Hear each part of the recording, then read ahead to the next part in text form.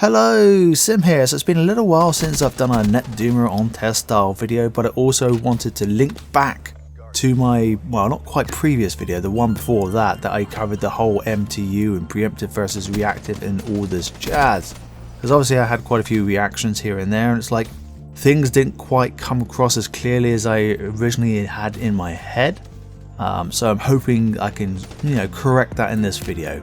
So I'm going to be covering the whole preemptive versus reactive argument and why did Sim do what he did, cover MTU, and also a little nod to the new Duma OS. So, okay, preemptive versus reactive. Now for me personally, when I'm sliding the global congestion sliders down, preemptive, when I run against the DSL reports, gives me the lowest consistent ping, A+ quality, A+, buffer bloat, all of that stuff very easily. Reactive was a complete nightmare and would take me what felt like days and weeks to try and perfect a value, where when I switched it to preemptive I got a good ping, a very good ping on a consistent basis. So you would see the little charty-warty or stats come up on the screen, and you could see like 30% I predicted would be the good settings you use for like Infinite Warfare, for example, and I can confirm in my particular case that is the case, because it just works nicely. If I have the upload too high, then the lag compensation algorithms seem to kick in and penalize you a bit more severely. But I still have a high download speed, not massively high, but high enough that I don't have to muck about with the flower, the device prioritization at all. It's completely left alone. I've reset the distribution, not using it. I got sufficient download for the house while I'm gaming so that they can go and stream and watch Netflix, YouTube, Amazon Prime, all of that jazz, no problems. So that's why I went for this approach, to make it as easy as possible. But you may find for you that reactive is the best. Just may be the case, just where you live in the world, reactive may be the best. For me personally, preemptive. So then comes the question of, wait a minute, I've got turbo and super turbo. Well, if you've got super turbo, you're going to have to turn it off to have access to these global sliders. And maybe if you want to, turn off turbo and try and see what it is, you're going to have to experiment, because turbo for me makes no difference because my internet is not fast enough for that. But you'd only be doing this whilst gaming, right? And then as soon as you finish gaming, you put it all back up to 100% and have your super turbos and turbos enabled, and off you go. So that's the whole logic behind that. The background gameplay, because I haven't spoken about it, obviously is Black Ops 3 and Infinite Warfare. And they're both using MTU values of the automatic kind, i.e. what my ISP assigned, which is 1492 if I got the number off the top of my head right for PPOE, but it's just automatic. Router set to automatic, consoles are set to automatic. Now quite a few of you fed back comments saying, well, MTU does make a difference, and it's like, this makes no logical sense to me. But others of you were saying, yeah, it definitely does. And one of you said, oh, actually it makes no difference on Black Ops 3, but it makes a big difference on Infinite Warfare. And going, this is interesting stuff, because for me, from a programming perspective, this suggests that the code is just, wow, poor.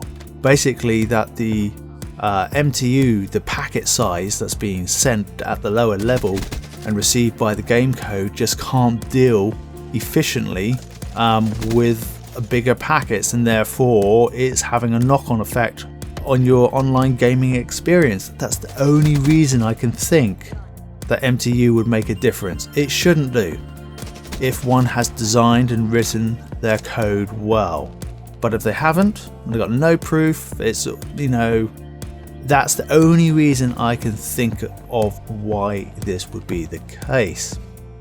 Now for those of you guys who are on PlayStation, you can just set the MTU value to whatever you want on your console direct. On Xbox One, for example, you cannot do this. You would have to change it on the router. So in the case of Netduma, I'm experimenting right now. It's early days, but I went and googled this, and Xbox Live's minimum MTU value for you to game online is 1384. So if you want to set it manually on your Netduma under miscellaneous WAN and LAN and just have it disabled instead of 1384, give it a go. but Xbox One will need to be hard reset, i.e. hold the power button down for 10 seconds so that it just clears its cache and then it reads the proper MTU value, and see if it makes any difference for you. As I said, the gaming footage that you've been watching on my channel has automatic MTU, none of this manipulation of it. Have it any lower than 1384 and you shouldn't be able to game online on Xbox Live. Okay, so if you want to play, go and play and let me know what your results are.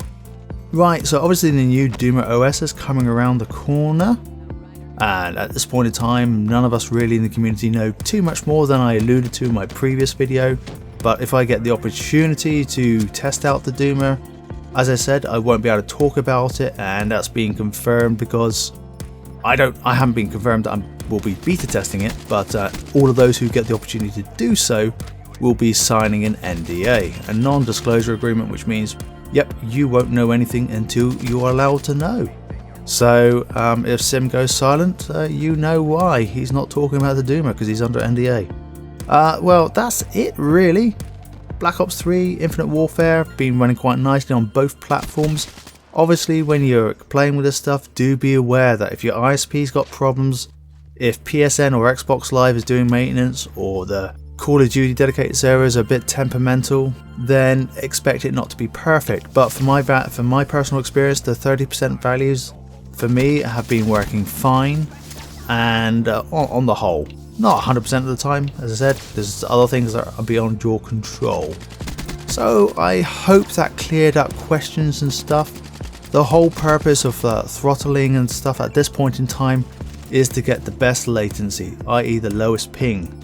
When the next operating system or firmware known as Duma OS comes out for the NetDuma, apparently, we don't know, but apparently if everything else is accurate, you won't need to throttle, you'll just get the best latency by default. So that is pretty good news for all gamers. So as always, I appreciate a thumbs up, and until next time, this has been Sim.